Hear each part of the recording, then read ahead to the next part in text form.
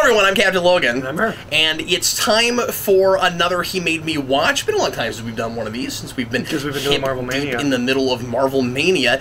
And this is going to be kind of a big first for us, because this is the first time we will be tackling a movie that's related to another movie that we've done in this series, and where one of us shows the other a movie and then later shows him a sequel. And the movie in question today is Lethal Weapon 2. Of course, we talked about last time how the first Lethal Weapon is Eric's favorite movie of all time, and of course he's a giant Shane Black fan and is always talking about that, and he is very slowly transforming me into one of those, and I don't know if I'm loving these movies for all the same reasons you are, and I don't know that we have anything like similar sensibilities when it comes to action and cop dramas and things necessarily. Like, I feel the same way with these that I do with a lot of things with my wife, where she and I love a lot of the same things, but for entirely different reasons. And I think you and I might be having that with these. I'll just straight up right away say, I liked this and maybe better than the first movie. Interesting. I was, and I want another watch with it.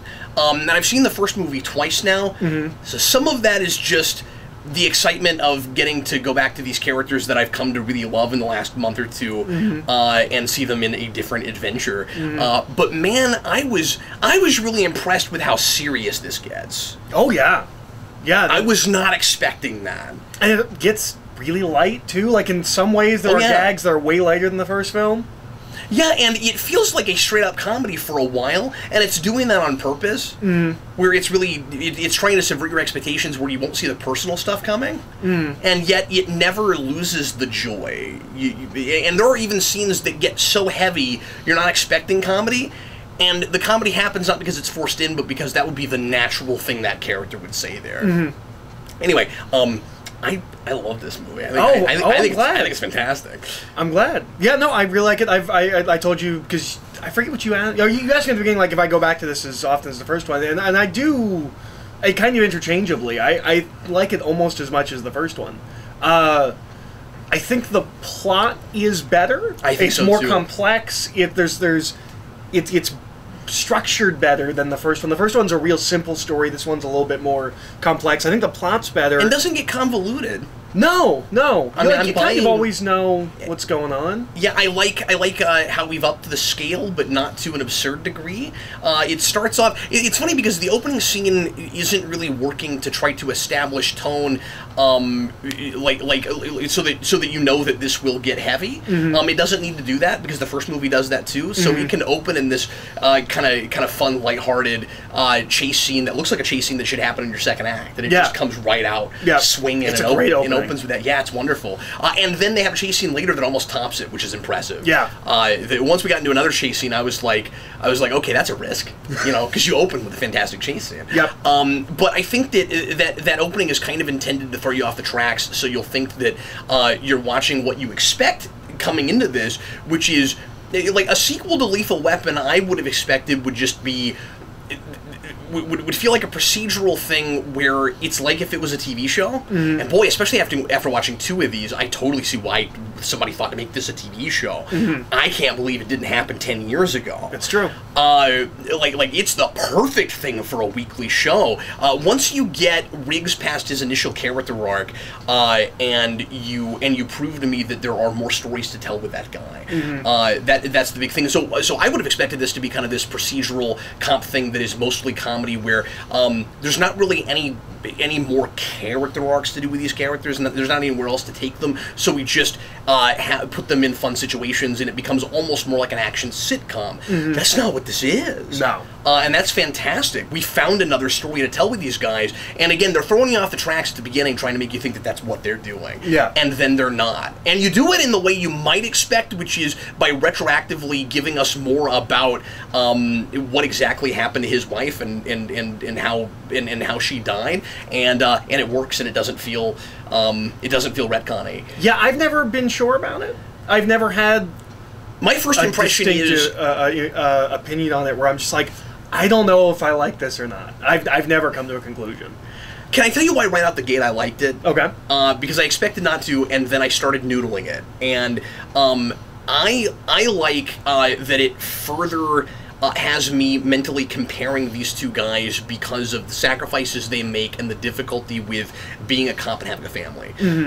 When you are constantly putting Murtaugh's family in danger, that we get his daughter kidnapped in the first movie. In this movie, he and one of his kids get tied up.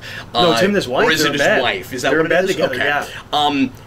When you do that, having the inciting incident that gets Riggs's wife killed being something he was doing as a cop. Yeah, is maybe a good idea, and I think that's why it works. Yeah, no, that makes sense. It's one of the things I right off the bat didn't like in the TV series, because we kill her and then he moves, and I forgot about that. Yeah. If I was looking at these movies and was going to make a TV show, well, I'd have these guys. I mean, they wouldn't be the exact same thing because politics have changed, and this is a very of its time political film. Very much so, yeah. But I would have those guys looming in the background, and I'd be seeding it to pay off. Like, look, this was here this whole time. I don't know. That's something I would have done with it if I was making a TV show. But, yeah, I don't know. There's a couple of things in this movie that I've always had reservations about, and I've never made a decision on. I think some of the setups and payoffs are a little neat. Clean. Yeah, specifically the dislocating the shoulder one. That's a little too easy. Yep. The nail gun's a little bit like that too. You know, the one I loved because it was more subtle is the plastic, and I even told you when we see the plastic on the floor in the bad guy's office, I was like, is this going to be like a thematic thing? Oh yeah, it is, and like Shane Black's always thinking he's not going to. It's either the very next scene or real close after. He's not going to have all that plastic in the add-on that Murtaugh's doing in his house, and then in the very next scene, put that down in the office as a way to foreshadow that that one of the henchmen is going to get shot, and that not have some kind of a correlation. It does, because at the end that ends up being the place where Murtaugh has taken out the bad guys, and I loved that. Well, it's interesting you said Shane Black's always thinking. If you look at the credits, it's not just him. Screenplay is someone else, and then it has story by Shane Black and Warren Murphy. Warren Murphy is the creator of the Destroyer series. They become friends, and he brings him on to co-write this. And of course, I'm sure you have to give Donner some credit for some of that stuff too. I'm sure story-wise, there's some with Donner. I wouldn't be surprised. Well, especially anything some of that, visually, that we might be impressed with, because you never know what kinds of one-liners and things could be added on the day. Yeah, but so Shane Black writes a script for this movie with Warren Murphy. And then another writer comes in and rewrites it. And from what I understand, the majority of the rewrites take place in the third act, because Shane Black kills Murtaugh. Or, I mean, Riggs. Riggs dies in this movie. Yeah. In the original script. That's my one big reservation. I think that's how it should have ended. But then, of course, you don't have any more after that, and I'm arguing for this being we don't make a lot of duology. A good place to continue making or telling stories, for a TV show. See, it's funny that I'm saying both of those things because, like, at some point, it would be difficult not to just make it feel like an action sitcom. Like I was saying, like, how many more times can we? And that's a problem that I do think they run into in the sequels. Yeah, sure. Because this is very much a one-and-done kind of story, and then, it was kind of successful, what would we do with a sequel? Yeah, no, it's a really good sequel, and I think it... That would have been such a fitting death. Yeah. For that character. Well, I really like that setting. I like this as a revenge thriller. That is kind of what it turns into. And I think... Yeah, because they stop being cops. Yeah, and that's real important. I also kind of wanted to maybe see the aftermath of that. Like, I feel like there should have been another scene. Well, what I know, because while the script for Lethal Weapon is online, you can read that. Because it's not surprising that Riggs goes off the reservation. It's that Murtaugh does too. And it's that Murtaugh shoots the villain in cold blood. When he says diplomatic immunity and he says it's been revoked, and he just kills him. And of course, that's not super surprising in that scene, I guess, because he's taken his badge off. But like, he's gone that far, and so they are vigilantes now. Yeah. At least in this in this setting. Obviously, they wouldn't stay that way. But like I said, the script for Lethal Weapon is online. Shane Black's script for Lethal Weapon 2 is not. So nobody knows. The two things I know is that Riggs dies at the end, or maybe at the end of the second act, something like that. Like Riggs dies in that script, and then Is Pesci supposed to sort of replace him? I don't know. I mean, I can't But the imagine girl that. doesn't die. And they mirror the ending. I thought that was really sad, though. I was kind of glad they did that. And well, they mirror the ending of the first film. She comes to dinner at the Murtaughs. One of my favorite House, bits is but- on the phone when he's really. Yeah. And see, I was surprised not to see them at the end. I figured you would bookend it and like I thought maybe that would be the tradition of these films, is that they are continually bookended with family scenes. And I was a little surprised that we didn't have that. Well, that was how it was supposed to be. Wow. Those are two things I know about that. One of the things I think it does really well with the family is I was just going to say, you killed them both. I love he that. killed them both. Excuse me, he killed them both. Yeah, no, it's great. And he's barely coherent. Yes. Like, he just keeps saying, like, nope, he killed them both. I can't. He killed them both. He's so in his own head, he almost forgets who he's even talking to. Yeah. I think this real human moment. Yeah. And he never fully pulls out of that, but he does enough to not, again, go completely off the rails as a crazy person. Yeah. But I think he does. I think this movie does a good job with the family, where we get rid of the family about halfway through, maybe even a little bit earlier than that, and it feels completely natural. It doesn't feel like, well, we had to bring the family in because they were in the first movie. We didn't really want to make a movie with them. Like, it doesn't feel like that. It feels, okay, they were immediately in danger, and we're shipping them out of the city. Yeah. It feels real natural. Yeah. That, I mean, you'd have to do that. And then it would feel like a real contrivance to try to find some way to get them back in there. Yeah. Well, and all the stuff with the daughter is kind of sitcom-y a little bit. It is. And I wasn't real sure how I felt about that. Although it's almost worth it for the scene where Pesci sees the commercial. Oh boy, that's a really funny scene. And he's like, no, look at this really hot chick in this commercial that I love. It makes me want to bite out. That's great. Like, I'm gonna pretend like I didn't hear. He's one of those characters that should be just super obnoxious, and I should hate him, and I don't. No, he's instantly likable, and I don't know why. I don't know why either, because he's kind of a scumbag. Like, he's not a good person. Or maybe he is sort of a good person. He's a little bit of a good person, because he gets tortured, and he doesn't give them up. Yeah, that's right. So there's something to him. Yeah, and we don't get a lot. I mean, he has some kind of a moral code, certainly. But he's dirty. Yeah, he's a money launderer for drug dealers. And they have to protect him the whole movie. What is it? Probably witness protection. Yeah, because when they first go to him, he's in a hotel, and they're commenting on, like, it's a really luxurious hotel, and, like, this is what your tax dollars are paying for. Another reason, but yes, I just wanted to real quick say he is your kind of standard comic relief character, and he kind of almost feels necessary. I'm really glad he's there because they're trying to make sure that the dynamic with the cops, with our buddy cops, doesn't get stale, and he adds something to that rather than detracts from it. Like they're kind of fighting. Almost like especially when they're in cars, almost fighting for screen time, while he's trying to take it from them. Yeah, I found myself really enjoying that. That's a real risky move. That could have been awful. He could have been. This is the thing everybody always says, but he could have been the Jar Jar Binks of this movie. It's not like that. Yeah. And he sticks around in 3 and 4. I think it helps because I'm very interested to see what they do with him later on, and like how you can contrive him to keep coming back. Does it not work? It doesn't really work. I know everybody says 3 is bad, but I don't know what's bad about it, so I don't want to make any assumptions. The best bit is, I think it's 4. He becomes a real estate agent, and he's trying to sell Murtaugh's house, and he has to legally disclose everything that's happened at the house. Oh, that's funny. So he's like, well, a car ran through here, some drug lords were there, and like this wall's been busted out by, and stuff like that. I can't have been the only person who was confused at the beginning when I saw plastic, assuming that was because they still hadn't fixed the house. Yeah. No, he's just... I mean, it's in a different place, it's above it, but the whole outside of the house is kind of a wreck because of the work they're doing on it, so I assumed that they were still in the middle of it, and I'm not sure how far after the first movie this takes place.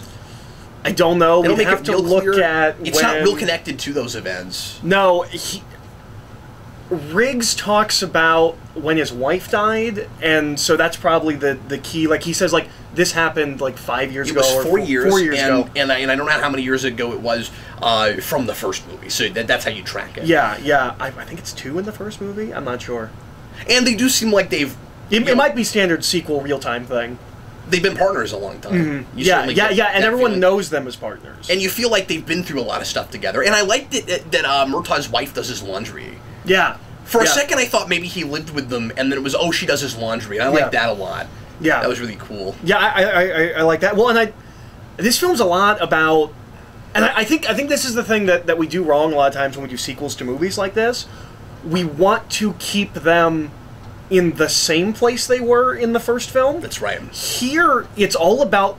The first film is just about them becoming friends. This is about that friendship. It's about the bond. There's a lot of scenes of them. One of my favorite moments is when Murtaugh's on the toilet that's going to blow up. Yeah. And he looks at Riggs and he goes, Riggs. Scene. And he doesn't say anything. And then Riggs goes, I know. And he goes, I really mean it. But he never actually says it. I really like that scene. And you wouldn't have to. You feel like these guys have been friends. And I think part of the reason that I like the wife doing laundry and that he's at their house all the time and stuff. Feels like he's part of the family. He's part of the family. Yeah. And specifically that family, not just that they're family, but they're all family. Yeah. And he has a conversation with her, which is probably for narrative purposes re-establishing the death of his wife, but it's a real nice scene, and a nice scene between the two of them. Yeah, and not just in case you weren't there before, but because it needs to be reiterated, and we need to check back in on how he feels about it right now, because of course it's gonna come up again, and he's gonna learn more about it, and also this is also going to be he's also going to move on here. Yeah, exactly. Theoretically, this might be the first time he's been with a woman since. We don't know for sure. Yeah, and boy, I loved that and was surprised I did. I expected her to maybe like double cross him or something. I didn't think that they would actually make me like them as a couple. She's a really likable actress. She is. I don't know if I've seen her in anything else, but she's just really likable. And she seems like the kind of guy the kind of woman he would go after. And I was really surprised that I liked all that. But yeah, to the point you made a minute ago, the first movie is getting a guy who maybe wants to die to a place where he has a reason to live again, and then the opposite of that with Murtaugh, a guy who's afraid of death and becomes a little bit less that way at the end. And then this is about why those guys continue to be that way, and it's because of that friendship. And, And you totally buy that. The thing I was most impressed with, I think, with this as a sequel and moving forward from the first, was that I still bought that even though he doesn't have a death wish anymore, he's still reckless. Yeah, that's who he is as a person still. And I think that works really well. And he's less reckless. It's not the same. It's not exactly the same type. Yeah, he's not trying to die, or he's not always not caring whether he dies. And he's not taking risks that are gonna get. He's not a liability like he was before. Yeah, and he can't be, because then it becomes a cartoon. Then the precinct wouldn't trust him, and they wouldn't let them go off and be partners together anymore. I wouldn't think. Well, and there's some discussion of that in this film, because this film escalates significantly from the first film. Yeah. Right at the opening scene, in every way, and they wreck Murtaugh's car. And then, immediately after that, there's the captain yelling at them, that's all got to come out of our budget. Yeah. All the property you wrecked, all of that. But they're kind of dealing with that they're... I don't want to say it lives in a movie universe, but, it kind of knows, these are the only two cops that are doing this. This is not the way the police force is. It's kind of okay, that's a good point, but I don't feel like he's endangering other people as much. No. And he's not as, every person he meets he doesn't kill in this movie. Yeah. Because that was a running gag in the first movie. Yeah, is that anytime they came in contact with constantly shooting people. Here he's killing people on purpose for the most part. It's not just reactionary. But it's, it's still that movie kind of a thing of well, and I think it knows at the end of the movie. This is the established relationship. I think it knows at the end of the movie that it is going too far. We joked about in the first movie where where the cops just all stand in a line and let them have a fist fight on his front yard. At the end of this movie, they know it's too far. They can't be cops when they're doing this. Yeah. So I think it does a good job of acknowledging some of the absurdity. If with a badge they were okay with going as far as they are, and I mean this is a movie to some degree when you look at the social commentary and satire side of it, that's about authority. And like what people should be allowed to do who are supposed to be in authority. Well, and there's a great moment. And the law is not perfect, and when you have these horrible people who are immune to your laws because they're standing on sovereign soil, and I guess it doesn't matter where they are even, but they can't be prosecuted for anything. Well, then right in the law aren't matching up anymore, and they take full advantage of that. I didn't expect them to go as far as killing as much of the police force as they did. Yeah, that really surprised me. And that's when it gets real serious. Yeah. That's what I was talking about earlier when I was really impressed with that. And that's part of why I really think there should be another scene at the end. I want to go back to the precinct because they got me really invested in the other cops also. And then it kind of becomes just about our two guys again, and that's good, but I think you have to back it off again at the end because it's become about more than just those guys. That's the point of Pesci being there. So, I do think that you should maybe back the camera off at the end and give us a little bit of aftermath. Yeah. We had aftermath in the first movie, and it worked out just fine. Why couldn't we do that here? Yeah. It doesn't end with just the action scene. We have a little downtime at the end of the first movie, if memory serves. Yeah. I think there's another conversation between the two guys. Yeah, we cut back to Riggs at the graveyard, and then they're going back into the house. Yeah. I wanted that here. Yeah, no, and that's totally fair. One of the scenes I really like is the one near the end when they're in the crate before they drive a car out of it. Where he holds up the wad of money of $1,000 bills, and he's like, I could put my kids through all of my kids through college with just this money. Take it, do something good with it. It's drug money. Well, what else is gonna happen with it? And he still doesn't do it. Might as well do something good. Yeah, but he still goes to a more arguably morally ambiguous place when he kills the bad guy. Like he still feels like that is necessary. And there's some really nice shades of gray stuff at the end where there's just no right answer. Yeah. And I imagine, I don't know this because this film is very topical for when it comes out. Yeah. I imagine the diplomatic immunity thing must be a somewhat recent occurrence, right? Like, I feel like the way they use it here, it's a newer law. Like, probably in the real world. I don't know.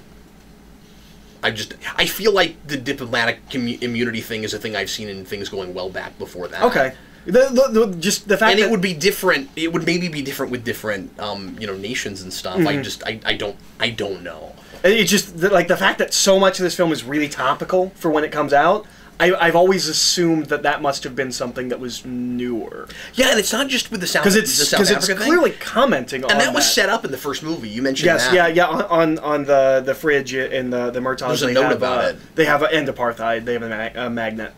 Yeah, but it's not just with that and with the white supremacist stuff. There's also mentions of things like animal rights, which was of course a huge thing in the early '90s with endangered species and especially oceanic species. So there's a whole thing about the Coke bottle container things. Yeah, but also whaling. And I mean that was real big, of course, in the mid '80s, but also which we know from Star Trek. But and in the '90s, which we know from Free Willy. Yeah, and I was thinking about that real hard. Free Willy is right around this movie. Well, this is '89. Oh, is it? Yeah. Okay, I thought this was more like 90 or 91. No, this is 89. I didn't look up the year. I should have done that. Yeah. Okay, well then, the marine life thing surprises me even less. Then that's in there. Of course it is. It's a socially conscious family. Like we established that in the first film. We carried through. We're talking about kind of issues of the day. And it's really impressive that they can have those issues at the forefront, being some of the driving force for this, and still have the light comedy that they have. And they're just they're just smart about all that stuff. Like they're saying these are things that are going on, and they're like if you want to make a somewhat realistic movie, realistic not in necessarily how the action goes, but in how people are acting with each other, it's a little bit easier to do that by putting them in the middle of social issues at the time that would be affecting everybody, and I think it manages that super well. And it's able to it's able to continue to be that funny while not getting too heavy with that stuff. But then I don't know, it still also kind of is a little heavy with that stuff, but not in a bad way. Where they're able, again, these people are just kind of laughing about things the way we would in real life in order to survive. Yeah, it's that gallows humor kind of a thing in a lot of cases. Yeah, I was impressed with the racial humor. Yeah. Oh, when they go to the South African... It's hilarious. Yeah. And wait, no, he wouldn't want to go there because he's black, and that whole thing cracked me up. So, and then that conversation later where Pesci's or is it? Well, no, he is. Yeah. You are. Yeah. It was really funny. He's great in this movie. Yeah, he is. But yeah, it's... I don't think this movie gets enough credit. Well, I mean, this series doesn't get enough credit, but I don't think this movie gets enough credit for not just being the same movie. Like, look at Die Hard 2. Die Hard 2 is the same movie. This is not just the same movie, and it's not... No, there's a real natural progression of character, and it helps that Donner directed both of them, I'm sure. And he directs all four of them. But yeah, it is the same movie, not in... I mean, it's not the same movie, but like we're making the same. We're in the same universe. We have the same flavor. It's impressive. The same kind of movie. It's impressive that it doesn't get too far away from that. It feels like another chapter as opposed to okay, it's popular. What do we do with another one? And there's scenes that are similar but don't feel like they're there because they were in the first one. Like when they go out the window into the pool. It's a callback. Yeah, but I don't feel like it's. Yeah, it could be or it couldn't be. I don't feel like it's.